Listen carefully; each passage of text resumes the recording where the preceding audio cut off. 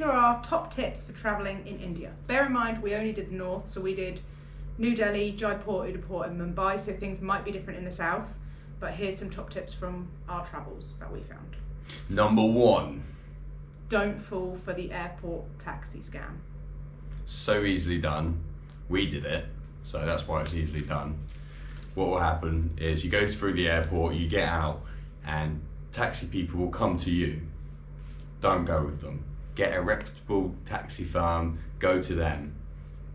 So we were quoted 300 rupees to get to our hotel, which was a really good price. We get in the taxi, driving for about 10 minutes. Bear in mind, this is like a 45-minute drive. After about 10 minutes, he says, "Oh, your hotel road's actually closed because it was the G20 summit the day before." There's protests going on. Sounds believable. So we say, "Oh, okay." He says, "Oh, I'll take you a different way round." So he tries going a different way. He actually stops and speaks to a policeman. Obviously not in English, so we didn't know what was said, but all looks believable. And then he takes us to a government-approved tourist office, which is not government-approved at all. It's a scam. We went in and he said, "Oh, your hotel you're booked is horrible. It's full of drugs and prostitutes and you don't want to stay there. Absolutely not. So unsafe. Let me book you a hotel." So we left there. We said, no, thank you. We want to go to our hotel. So he said, "Okay, we'll take a tuk-tuk because the road's closed because of the protests. Take a tuk-tuk. Here, get in this one." Same thing happens again. He takes us to a different tourist office. Same thing happened. So in the end, it took us like 2 hours to get to our hotel, and it didn't need to. It was all a scam. The roads weren't closed. The hotel wasn't unsafe at all. Yeah. So don't get an airport taxi. Be smart and just go to them. Don't take the ones that come to you. And another point on the taxis, if there's two people, a driver and a front seat passenger, chances are it's a scam. Why do they need 2 people in the taxi? It doesn't make sense. Number 2. Try and have an eSIM loaded on your phone, ready for when you land, even if it's the most basic package, the cheapest one, just for 7 days, until you're settled, because when you land, you will need some form of data. We didn't have any, and we were completely reliant on everyone around us, including the scammers, which is how we fell into the airport scam. So we used an app called Airalo, which is good. They do work out more expensive than an actual SIM, but if it's just for the case of getting it just whilst you're landing and just to get you settled, then I think an eSIM's worth it. Yeah, definitely. Number 3. Try the street food. Have the street food. Definitely have the street food. I mean, there is a risk of you going to get ill. Just don't be a wally. Do a bit of due diligence. Does it look really, really grubby? Are other people eating there? You know, if it all checks out, do it. It's some of the best flavours you're going to find in India, hands down. So we spent 2 weeks eating various street foods, never got ill.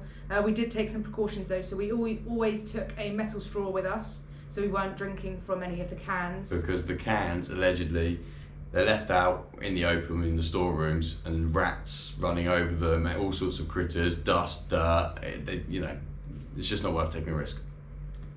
We also took anti-bac hand sanitizer, use that all the time, because you can't always wash your hands. There's not always soap. There's not always actually water sinks in the toilets. So hand sanitizer, definitely take that. But don't avoid the street food because you're scared, because we didn't get sick. Number 4. So, tuk-tuks. The easiest, fastest and most convenient way to travel around northern India. They're everywhere. If you need one, don't worry. They will come to you. Even when you don't need one, they'll come to you. But one thing you must do is haggle on price. They're going to start with a high price. Say a journey should cost 100 rupees, they're going to ask for 200. And you agree the price before you get in. And when it's agreed, you jump in. But be aware, we once jumped in, 200 rupees, agreed 100 rupees, jumped in, and just before he was about to go, okay, 150. We had to jump straight back out. And then we finally agreed and got back in and went. But without a doubt, the best way to travel around. It is warm, there is no aircon, but they're quicker than a taxi, and it's India. You can't do India without being in a tuk-tuk. Number 5.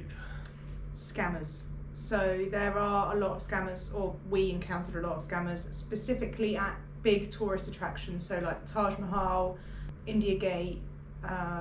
Even not in big tourist attractions, even smaller ones. So other temples, heading up to the Monkey Temple in Jaipur.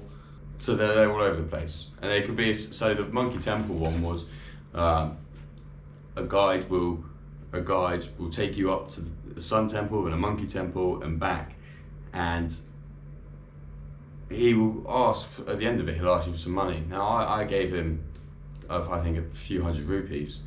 He wanted equivalent to £50, English pounds, which, I mean, he just was walking with me. He didn't tell me anything, he just walked with me. So you got to be careful. You got, a lot of times, just tell them no. We had it in one place where the guide was included. He was included with the ticket price. He'd come round with us. He wanted no money, it was free. He'd take loads of photos of us, you know, standing in funny poses and... That we didn't want. We didn't want the photos, by the way. We didn't want any of them. But we thought, oh, well, you know, he's just being nice. Silly me, silly us. At the end of the tour, he then says how, you know, it's free, but donations and gifts and stuff. Well, when we said no, he got quite aggressive. Very aggressive and very rude. The best way to do it is, unless you genuinely do want a guide, just don't let them do it. And they will be very, very persistent, but you just have to say no. We had another one actually where they stopped our taxi. A boy jumped out in front of our taxi, stopped the taxi and said, oh, taxis can't go down there, you need to get in the car with me and I can take you down there. Luckily our taxi driver waved him off and said no. Then when we got out the taxi, when he parked up, a group of 5 or 6 tour guides came over and said, oh, you can't walk up there on your own, you're not allowed to, you need a tour guide, you must have a tour guide. And it was one of the shop owners that said to us, you don't need a tour guide, you can go there on your own. So you sort of just have to take everything with a pinch of salt and just say no thank you. You don't need to be rude, but just be aware that they are there and that's going to happen. And they will use children. There will be children that will beg and they will try and get money from you. Unless you want to give away a lot of money, because you give a little bit and it's never enough, there'll be more and more and more. It's just what they do. Number 6. Now, everyone in India is very friendly, super friendly, almost overly friendly, and there's 2 reasons. First reason is because they're genuinely a really nice person and they want to get to know you, they want to speak to you. Everyone wants to speak to you, they want to take photos with you. That happens all the time. Absolutely fine.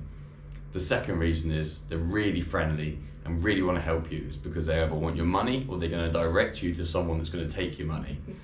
We did that at the train station.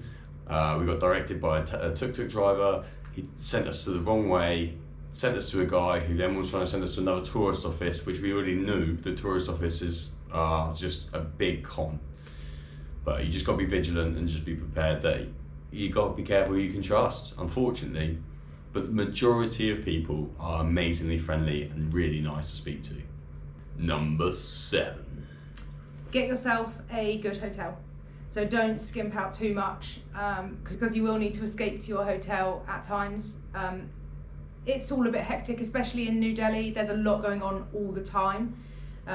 So we found that sometimes it was just nice to go back to the hotel, even for just half an hour, just to escape it all.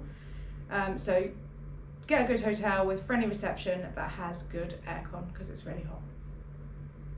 And that's our 7 top tips for India. So I hope you guys enjoy, have safe travels, and make sure, don't be put off by what everyone says. We had a great time in India and fully enjoyed it, and we will be going back to do the south. So make sure if you're planning on going, enjoy it to its fullest. And subscribe.